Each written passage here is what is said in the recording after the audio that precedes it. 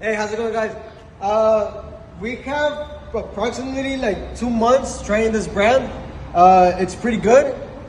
In this case, we have a filter for the diesel fuel. It has everything is really well equipped. It has like the gloves, everything for you not to get dirty and stuff. It's a pretty good quality. You know, you can compare it with the original one.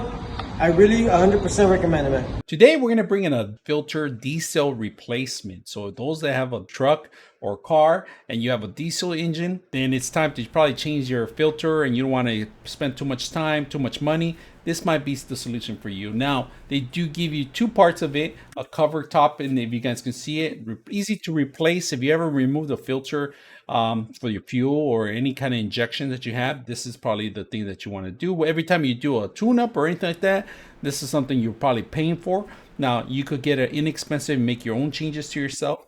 Included a kit. They give you the actual gloves, and this is the actual the oval rings for the actual system where you actually change out the actual unit in there. Once you lock it in, you can also replace the actual oval rings. And very simple. I like that they give you two, not just one. They give you two, and of course, they give you the two different types of here.